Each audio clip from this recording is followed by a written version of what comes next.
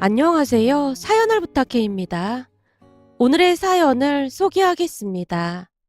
어느 평일 점심때쯤 초인종이 울려서 봤더니 시어머님이 서 있는 모습에 급히 문을 열었습니다. 어머님, 갑자기 무슨 일이세요?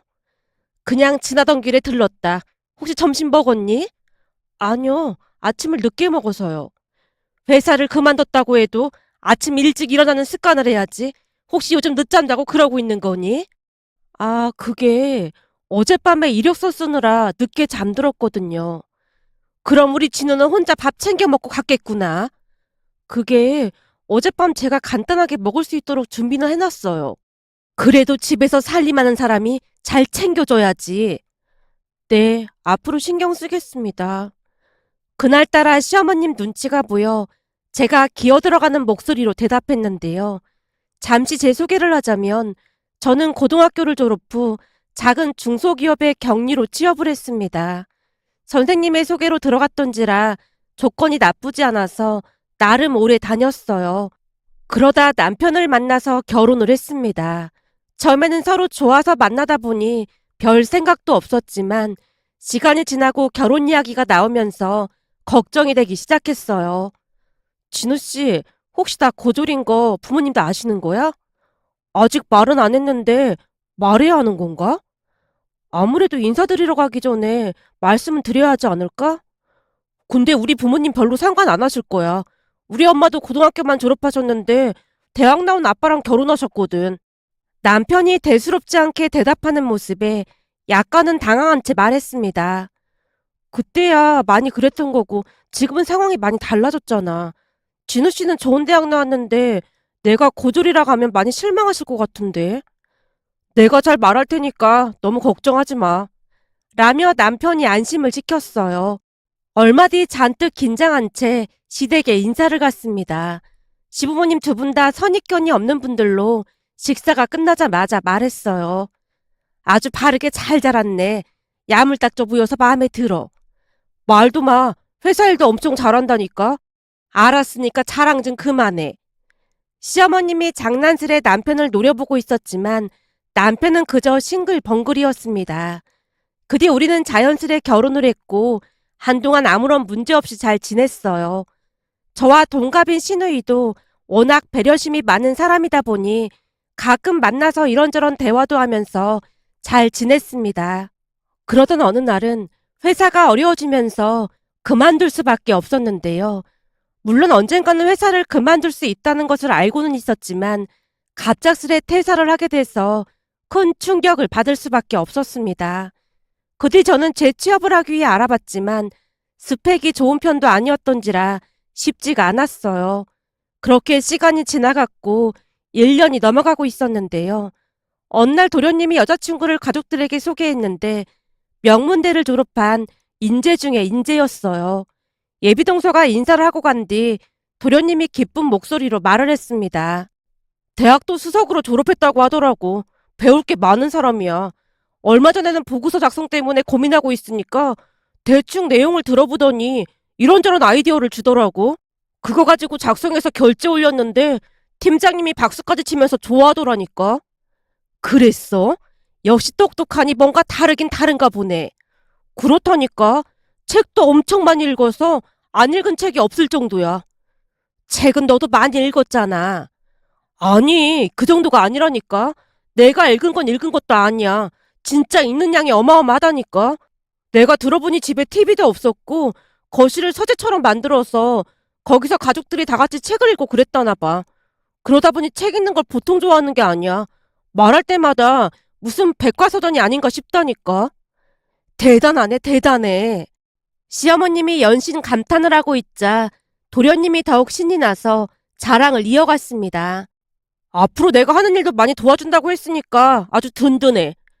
너무 그러면 서로 힘드니까 너무 자주 그러지는 마. 아니야. 그런 거 엄청 좋아하니까 걱정하지 마.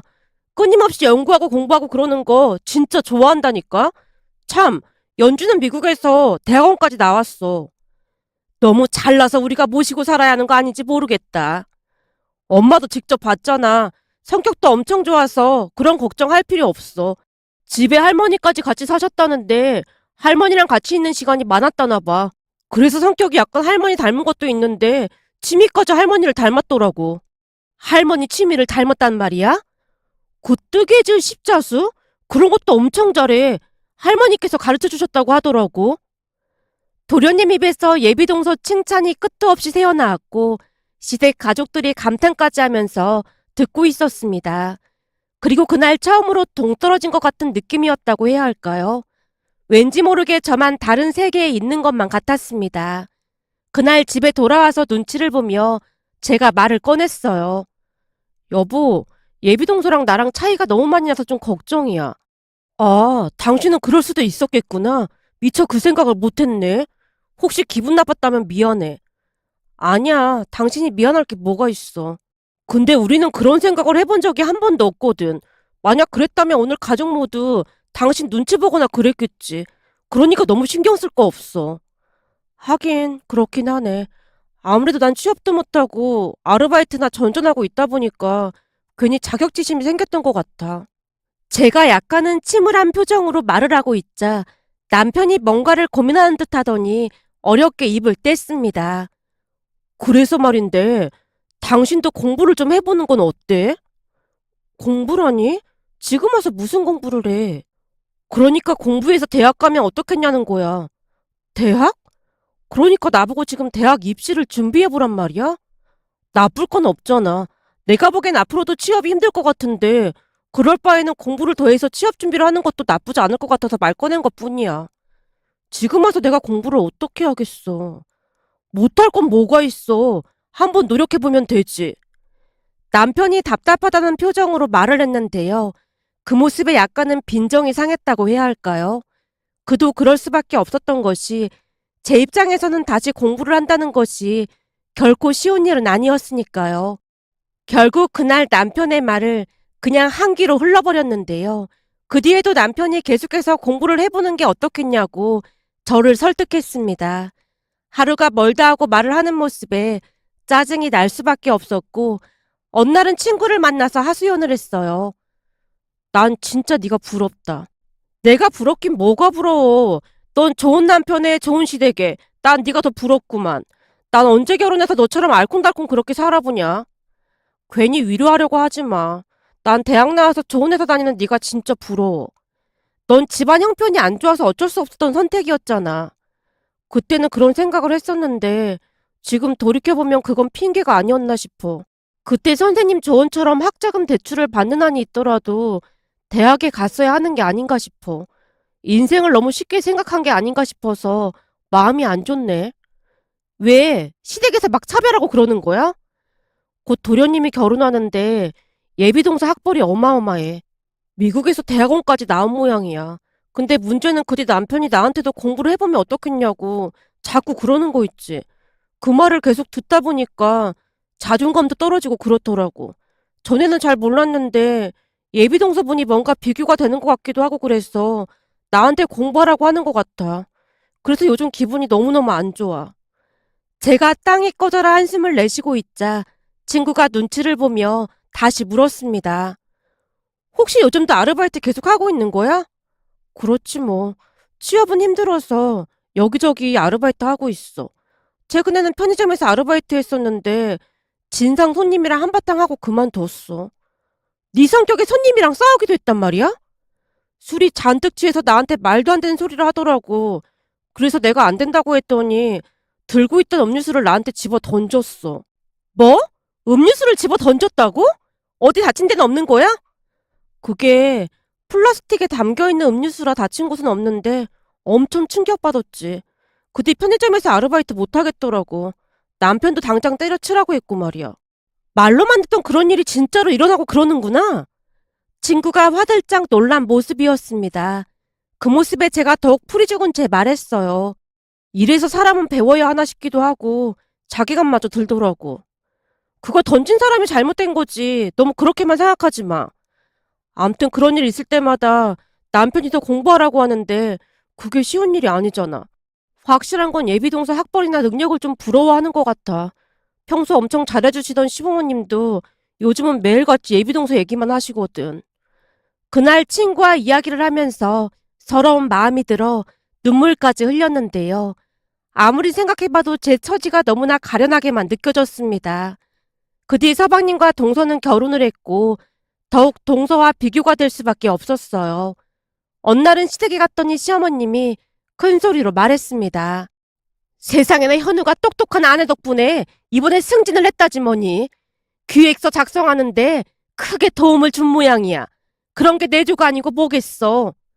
라며 시어머님이 저를 빤히 바라보고 있었습니다. 그 모습에 제가 급히 눈길을 피하고 있었는데요. 첫째야, 네 생각은 어떻니? 대단하다고 생각하지? 아, 네, 대단하네요. 그럼 아주 대단하지. 부부끼리 서로 대화도 통하고 얼마나 좋겠니? 시어머님이 활짝 웃으며 동서를 칭찬하는 모습에 더욱 주눅이 들 수밖에 없었습니다. 그날 집에 돌아가자마자 남편도 부러운 듯 말을 꺼냈어요. 재수 씨가 진짜 똑똑하긴 한가 봐. 서로 대화도 잘 통하고 부럽긴 하네. 시어머님뿐만 아니라 남편도 내내 동서 칭찬을 했습니다. 그렇게 시간이 지날수록 가족들의 압박이 조금씩 심해져 갔는데요. 평소 전화도 잘 하지 않던 시어머님이 연락도 없이 찾아온 모습에 놀란 채 안절부절 못하고 있었습니다. 시어머님이 아침밥 잔소리까지 하는 모습에 실망이 이만저만이 아니었어요. 제가 불만스러운 표정으로 서 있자 시어머님이 말했어요. 딱 보니 집에 먹을 것도 없을 것 같은데 나가서 밥이나 먹게 얼른 챙기고 나와라. 네, 알겠습니다. 급히 방에 들어가서 옷을 갈아입고 나왔는데요. 집에만 있다고 게으르게 하고 있지 말고 말끔한 모습으로 있어야지 그게 뭐니? 네, 알겠습니다. 넌 알겠습니다. 그 말밖에 할 줄 아는 게 없는 거니? 시어머님이 싸늘한 표정으로 앞장서서 걸어나갔습니다.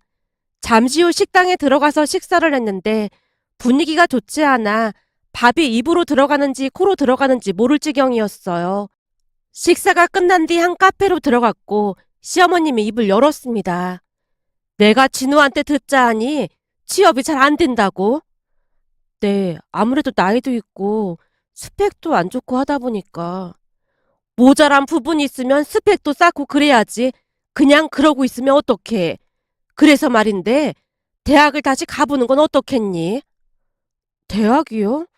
그게 공부한 지 한참 되기도 했고 쉬운 일은 아닌 것 같아서요. 당연히 쉬운 일은 아니겠지. 근데 사람이 말이야. 하려고 들면 방법이 보이기 마련인 거야.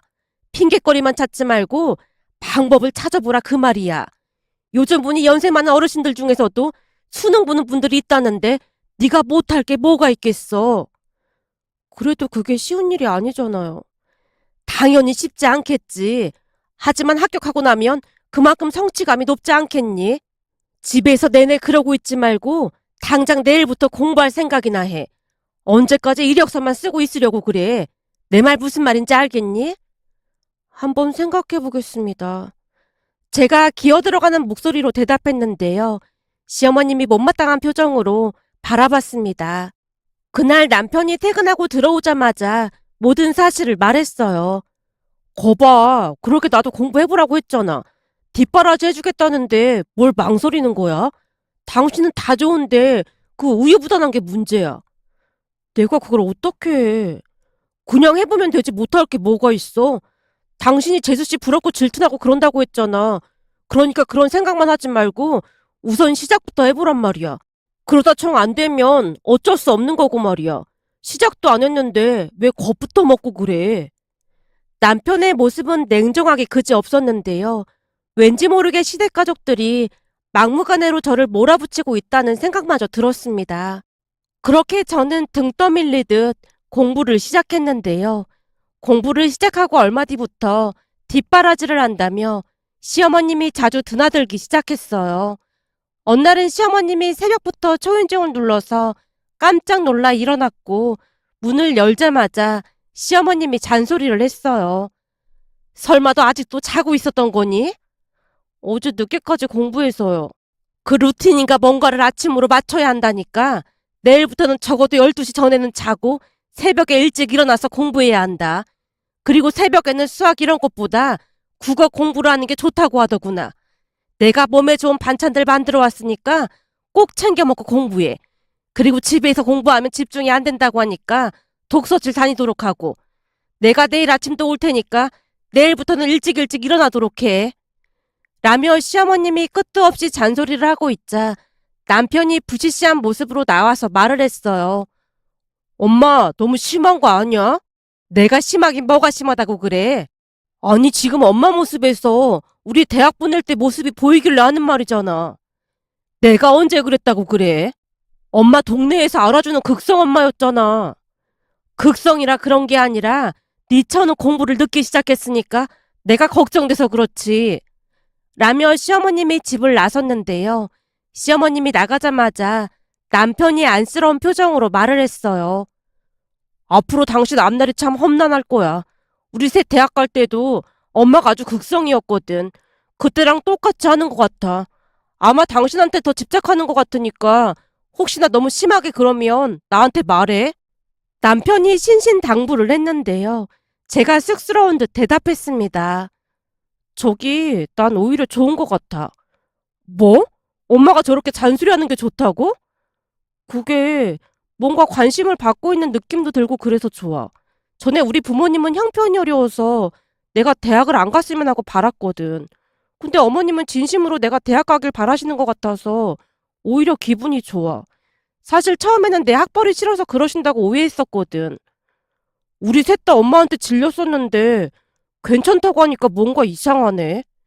라며 남편이 고개를 갸우뚱거렸습니다. 그 뒤에도 시어머님이 허구한 날 집에 찾아왔고 기가 아플 정도로 잔소리를 했는데요. 어느 날은 영양제를 사들고 와서 말을 꺼냈어요. 이게 그렇게나 좋은 거라고 하잖니. 그러니까 꼬박꼬박 잘 챙겨 먹어. 예전부터 체력은 국력이라고 했거든. 근데 너 표정이 왜 그래? 어머님이 신경 써주시는데 성적이 잘 안 나와서 걱정이 돼서요. 너도 참 양심도 없다. 네? 그게 무슨 말씀이세요? 그럼 내내 공부만 한 사람들하고 똑같을 줄 알았어? 처음에야 성적이 안 나오는 게 당연한 거지. 누가 그러는데 공부라는 건 꾸준히 그냥 해야 하는 거라고 하더구나. 그러니까 너무 조바심 내지 말고 공부해. 네 나이가 많은 것도 아니고 이번에 안 되면 다음에 하면 되고 그것도 안 되면 또 다음에 하면 되는 거지. 그 정도 각오도 안 하고 공부 시작한 거야? 가족들한테 미안해서 그렇죠. 미안할 게 뭐가 있어. 그나저나 내가 들어보니 이사랑 강의는 꼭 들어야 한다고 하니까 반드시 챙겨서 듣고. 라며 시어머님이 또다시 입시 이야기를 했습니다. 시어머님은 참 대단했는데요. 끊임없이 정보를 알아보고 제게 알려줬습니다. 그렇게 저는 재수 끝에 명문대는 아니지만 대학에 합격을 했어요. 합격했다는 소리를 듣자마자 시어머님이 눈물까지 흘리며 기뻐했습니다. 다음날 저를 찾아와서 손을 붙들고 시어머님이 말을 했거든요. 그동안 고생 많았지? 가끔 내가 막 몰아붙여서 부담스럽기도 했고 말이야. 사실 처음에는 조금 서운한 부분도 없잖아 있었어요. 그랬겠지. 당연히 그랬을 거야. 내가 이런 얘기는 처음 꺼내는 건데 나도 서름 많이 받고 살았다. 서름이요? 무슨 서름이요? 사실 네 시아버지 친구 부부들은 다들 대학 나온 사람들이었거든. 나랑 몇 사람 제외하고는 다들 그렇다 보니 부부 동반 모임에 나가면 왠지 모르게 주눅이 들고 그러더란 말이야. 사실 대놓고 꼽을 준 사람도 있기도 하고 말이야. 니들 작은 엄마만 해도 대학 나왔다고 보통 유세 떠는 게 아니잖니. 근데 그때는 그게 이상할 것도 없던 시대였잖아요. 그랬지. 이상할 것도 없는 시대이긴 했지만 그런 와중에도 주눅이 들더라 그 말이야. 근데 넌 앞으로 그런 일이 얼마나 많겠어. 그러니 나이도 많지 않은데 나같이 서름당하면서 살게 하기 싫어서 내가 조금 심하게 몰아붙인 거야. 거기다 네 시누이한테 얘기도 들었고 말이다. 아가씨가요? 네가 시누이랑 술 마시면서 신세 한탄을 많이 했다며. 그런데 신세 한탄만 하면 달라질 게 뭐가 있겠어. 그때 당시는 집안 형편이 안 좋아서 대학 못 간 건 네 잘못이 아니었잖니. 저기 지나가는 사람들 보면 걱정 없이 다 행복해 보이지? 하지만 속속들이 들여다보면 사연 없는 사람이 없기 마련인 거야. 그게 인생인 거고 말이다. 네 인생은 네가 만들어가는 거야. 사람이 하는 일이 노력해서 안 될 게 뭐가 있겠니? 설령 열심히 하다가 실패를 하더라도 그걸 실패로 생각할 게 아니라 좋은 경험이라고 생각하는 자세가 필요한 거다. 아직 젊은데 까짓 거 못할 게 뭐가 있겠어. 대학도 합격했으니까 이제는 영어 공부도 열심히 해라. 난 영어 잘하는 젊은 사람들이 그렇게나 부럽지 뭐니. 시어머님이 그동안 담아뒀던 이야기를 꺼내놨는데요. 그동안 제가 오해한 부분이 많다는 생각이 들어 죄송스러운 마음만 가득했습니다. 그 뒤에도 시어머님과 남편은 제 뒷바라지를 해줬고 저는 무사히 대학 졸업까지 했습니다. 졸업식 날 시어머님과 사진을 찍는데 시어머님이 눈물까지 흘리며 좋아하셨어요. 그렇게 세무회계를 전공한 저는 큰 회사는 아니었지만 나름 괜찮은 회계사 사무실에 취업까지 했습니다. 그리고 얼마 뒤 잘 되지 않던 임신까지 됐는데요. 시어머님이 전적으로 육아를 도와주셔서 어려움 없이 회사를 다니고 있습니다. 며칠 전 생각지도 못하게 둘째를 임신했는데요. 사실 회사를 그만둔 뒤 임신을 하려고 노력했지만 잘 되지 않아서 그것마저도 스트레스였는데 생각지도 않게 둘째까지 임신하게 돼서 많이 놀랐다고 해야 할까요? 놀라운 마음을 가라앉힐 새도 없이 소식을 듣자마자 시어머님이 찾아와서 기쁜 목소리로 말했습니다. 세상에나 이런 경사가 어디 있니? 둘째도 내가 봐줄 테니까 아무 걱정하지 마라. 내가 팍팍 밀어줄 테니까 넌 회사 다니면서 당당하게 살아. 그동안 도와주셔서 감사했어요. 사실 그동안 임신이 안 돼서 걱정이 많았는데 어머님이 재촉도 안 하시고 정말 감사했어요. 그건 나도 들어서 얼추 알고 있었다. 그것도 네 시누이한테 말했다며. 네 시누이가 손주 얘기 절대 입 밖으로 꺼내지 말라고 신신당부를 하더구나. 그래서 내가 더 공부하라고 했던 거야. 임신이라는 게 내 뜻대로 되는 것도 아니고 차라리 공부하면서 잊고 살면 오히려 뜻하지 않게 좋은 결과가 있을 수도 있는 거잖니. 봐라, 지금 오히려 더 잘 됐잖니. 시어머님이 활짝 웃고 있었는데요. 그 말에 저도 모르게 울컥하고 말았답니다. 마치 제 삶을 지켜보며 시어머님 당신이 못했던 것을 보상이라도 받듯 기뻐하시는 모습이었으니까요. 시어머니께 너무나 큰 사랑을 받고 있다는 생각과 함께 감사한 마음이 들어 자랑하고 싶어 이렇게 사연 보내봅니다. 오늘의 사연은 여기까지였습니다. 즐겁게 보셨다면 구독, 좋아요 부탁드립니다. 고맙습니다.